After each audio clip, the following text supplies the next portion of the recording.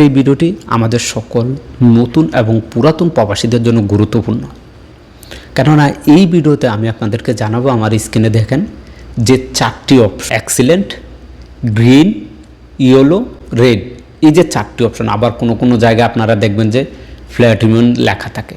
যদি আপনার কোম্পানি কিংবা মুআসসাসাতে এই চিহ্নগুলো থাকে, সেক্ষেত্রে আপনি কি সুবিধা পাবেন এবং আপনি কি সুবিধা পাবেন না, বা আপনার মালিক কি সুবিধা পাবে, কি সুবিধা পাবে না, সেই বিষয়ে বিস্তারিত আলোচনা করব। এখানে যদি এক্সিলেন্ট থাকে তাহলে ভালো, গুড, এটা তো কোনো সমস্যা নেই, বা প্ল্যাটিনামে থাকবে সমস্যা নেই। দ্বিতীয়ত হচ্ছে গ্রিন, গ্রিন হলেও কোনো সমস্যা নেই, মানে আপনার যে কোম্পানি আছে, যে মুআসসাসা আছে, সেখানে কোনো ধরনের সমস্যা নেই। এইবার আসেন ইয়েলো এবং রেড, এই দুইটাই অনেকে চিন্তা করেন। দেখেন ইয়েলো হলো, এটা হলে সমস্যা নাই, এটা হলে আপনার ছুটি লাগবে, আপনার ইকামা হবে, আপনি দেশে যেতে পারবেন, আসতে পারবেন, সব কিছু হবে, কোনো সমস্যা নেই, এবং আপনার মালিকেরও যেই সুযোগ সুবিধাগুলো আছে সকল সুযোগ সুবিধাগুলো থাকবে। এটা একটি সিগন্যাল বলতে পারেন যে কোনো মুহূর্তে আপনি রেডে চলে আসতে পারেন। এবার আসেন রেড, রেড কিন্তু অনেক প্রকার হয়ে থাকে। ছোট্ট একটি কারণও যদি রেড হয়ে থাকে, সেক্ষেত্রে আপনার একামা হবে, ছুটিতে আপনি দেশে যেতে পারবেন, আপনার মালিকের যে খেদমাগুলো আছে সব কিছু সে ব্যবহার করতে পারবে। আবার এই রেডের ভিতরেও ঝামেলা আছে। যদি মানব সম্পদ মন্ত্রণালয়ের অনেক ধরনের নিয়ম আছে, যে নিয়মগুলো যদি একটা ভুল হয় তাহলে রেড চলে আসতে পারে। এটা নিয়ে ঘাবড়ানোর কোনো কারণ নেই। এখন অনেকে প্রশ্ন করেন যে ভাই, যদি রেড হয়ে যায় আমার মালিককে আমাকে হুরুপ দিতে পারবে কিনা, বা রেড হয়ে গেলে আমার মালিককে আমাকে এক্সিট দিতে পারবে কিনা, বা রেড হয়ে গেলে আমি অন্য জায়গায় কফালা হতে পারবো কিনা, এই যে প্রশ্নগুলো আপনাদের মনে ঘুরপাক খায়, এই জিনিসগুলো বোঝা খুবই দায়। রেড মানে লাল, লাল হলেই যে আপনি এই সুযোগ সুবিধাগুলো গ্রহণ করতে পারবেন, আর লাল না হলে যে এই সুযোগ সুবিধাগুলো গ্রহণ করতে পারবেন না, এটা সম্পূর্ণ ভুল। ধরুন যে আপনার মালিক বা কোম্পানির মুআসসাসা লাল হয়ে গেছে, আপনার মালিক নতুন কাউকে তার মুআসসাসা বা তার কোম্পানিতে কফালা করে নিতে পারবে না, এক। দ্বিতীয়ত হচ্ছে সেই সমস্যাটা সমাধান না করা পর্যন্ত সে আপনার একামা করে দিতে পারবে না। তৃতীয়ত আপনি চাইলে ছুটি লাগাতে পারবে না যদি সমস্যাটা সমাধান না করে।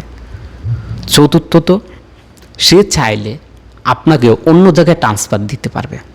অর্থাৎ মনে করেন আমার মুআসসাসাটা লাল হয়ে রয়েছে, আমি কাউকে কফালা করাইতে পারবো না, কিন্তু আমি আমার যে কর্মী আছে তাকে অন্য জায়গায় কফাল হতে দিতে পারবো। অর্থাৎ সে চাইলে অন্য জায়গায় তলব দিয়ে কফাল হবে, আমার এখানে তলব আসলে আমি সেটা অ্যাকসেপ্ট করে দিব, জাস্ট এইটুকুই। কিন্তু আমি নতুন করে কাউকে কফালা নিতে পারবো না। আশা করি আমি আপনাদেরকে বুঝাইতে পারছি। রেড, গ্রিন, ইয়েলো এগুলো এক সময় ছিল, 24, 25, এখন 26 চলতেছে। এই 3 বছর ধরে এগুলোর তেমন গুরুত্বই নাই।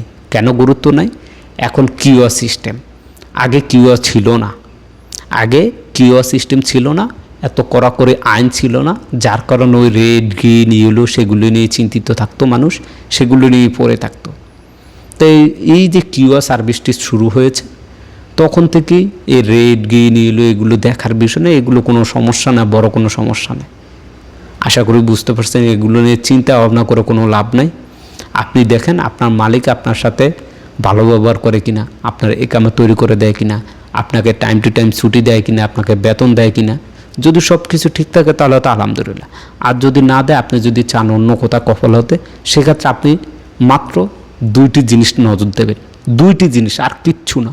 প্রথমত দেখবেন আপনার ওয়ার্ক পারমিট আছে কিনা, দ্বিতীয়ত আপনার একামার মেয়াদ শেষ হয়েছে কিনা। যদি ওয়ার্ক পারমিট শেষ হয়ে থাকে, একামার মেয়াদ থাকে, সেক্ষেত্রে আপনি কফল হতে পারবেন। আর যদি দেখেন যে ওয়ার্ক পারমিট না থাকে, ইকামার মেয়াদ না থাকে, আপনি যে কোনো জায়গায় তলব দিয়ে কফাল হতে পারবেন। এটা আপনার মালিক বা কোম্পানি আপনাকে ধরে রাখতে পারবে না, বর্তমান নিয়ম যেইটা। আবার দেখা গেছে অনেকের ইকামার মেয়াদ আছে কিন্তু ওয়ার্ক পারমিট নেই, সেক্ষেত্রেও আপনি চাইলে তলব দিয়ে অন্য জায়গায় কফাল হয়ে যেতে পারতেছেন এখন। বা আপনার মালিক বা কোম্পানি আপনাকে টার্মিনেট করে দিচ্ছে, নতুন একটি সুযোগ এখন 60 দিন সময় থাকে আপনাকে কফাল হওয়ার জন্য বা দেশে চলে যাওয়ার জন্য। তো এখানে তো সেই পুরনো সিস্টেমগুলো এখন নতুন করে এখানে এনে আপনাদেরকে ভয়ভীতি দেখানোর কোনো কারণ আমি দেখি না। যারাই আপনাদেরকে ভিডিওগুলো দেয় বা আপনারা দেখেন, ঘাবড়াবেন না, এগুলো সেই পুরান কথা, নতুন কোনো কথা নেই ভাই। এখন বর্তমান হচ্ছে কিউআর সিস্টেম, কিউআর আইন, নতুন আইন মানব সম্পদ মন্ত্রণালয়, সেগুলোর উপর ডিপেন্ড করে। আশা করি বুঝতে পারছেন। সবাই ভালো থাকবেন, সুস্থ থাকবেন। আল্লাহ হাফেজ।